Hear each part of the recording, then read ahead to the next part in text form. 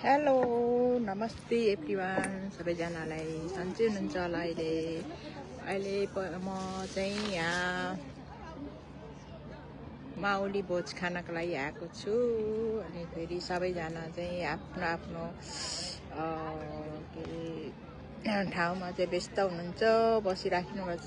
कोही चाहिँ अब खाना खाँदै हुनुहुन्छ। मासु चाहिँ हामी आउँदाखेरि चाहिँ पुरा रेडी गरेर राखिसक्नु भयो रहेछ। अनि त्यही भएर पनि अनि बेसरी भोक लागेको थियो। अनि आउने बित्तिकै चाहिँ खाना पनि रेडी गरेर राखिसकेको है। अनि फेरि खाँदै अनि खाएर चाहिँ अहिले चाहिँ भोक मेटेर चाहिँ यसरी बसिरहेको छु। अहिले चाहिँ यो खानाहरू पनि भोक मेटेपछि चाहिँ फेरि कस्तो भयो भनेदाखेरि यो हेर्न पनि नलाग्दो चाहिँ खाना त धेरै खाइसक्यो नि त।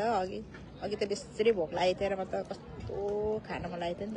के खाएर सबै खाएर भ्याउँछु जस्तो लाग्थ्यो, तर चाहिँ सकेन है।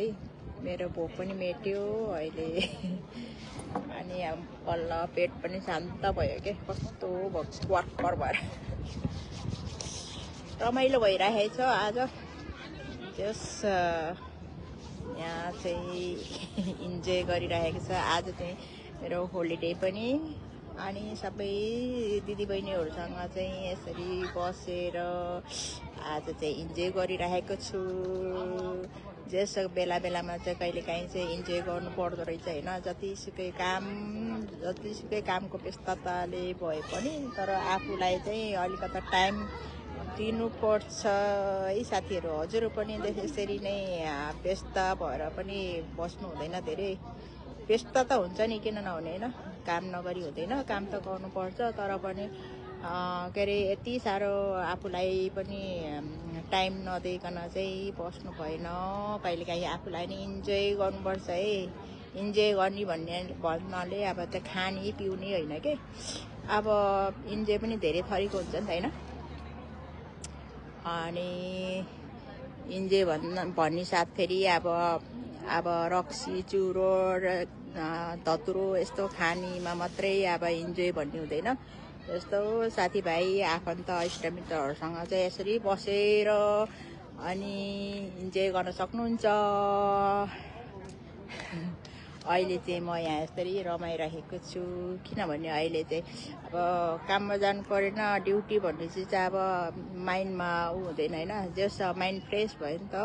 अनि टाइम पनि भयो अनि काममै जानुपर्छ भन्ने पनि भएन। त्यही भएर पनि होला सायद म चाहिँ अहिले रमाइरहेको छु।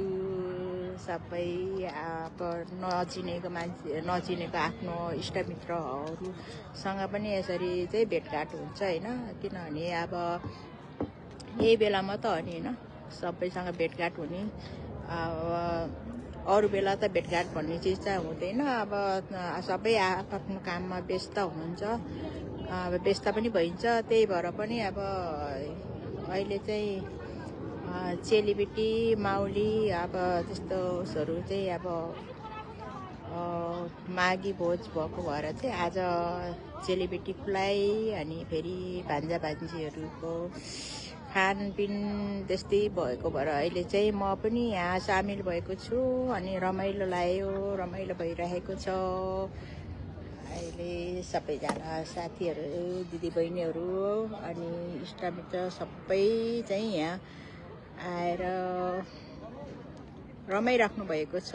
आफ्नो छुट्टी नभए पनि तर छुट्टी मिलाएर सबैजना आएर यसरी सामेल हुनुभएको छ। त्यही भएर चाहिँ मेरो पनि ठ्याक्क टाइम अब छुट्टी पहिले अब मिलाउनु पर्ने हुन्छ नि त है। पहिले अब यहाँ चाहिँ त्यस्तो अब भन्ने बित्तिकै टाइम चाहिँ मिल्दैन। तर पहिले चाहिँ भनिराख्नु पर्ने हुन्छ। त्यही भएर चाहिँ मैले पनि मिलाएर यहाँ अहिले इन्जोय रमाइरहेको छु।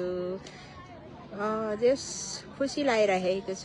सबैजना साथीहरू आफ्ना इष्टमित्रहरू सबैसँग भेटघाट भयो। त्यही भएर चाहिँ अहिले यही बेलामा हो सबैजनासँग चिन्न पर्ची हुने। अनि त्यही भएर पनि म आएर यहाँ रमाइरहेको छु अनि सामेल भएको छु।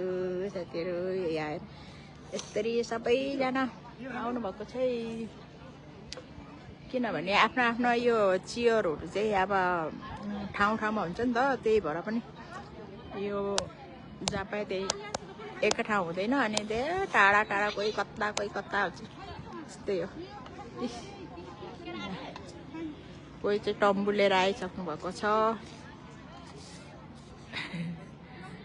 म चाहिँ यहाँ बसेर लाइफमा बोलिरहेको छु, इन्जोय गरेको छु। यही हो, यस्तै छ जिन्दगी साथीहरू। अब के भन्नु, आजलाई यति नै। Bye bye, happy good day, enjoy your life साथीहरू। Bye by.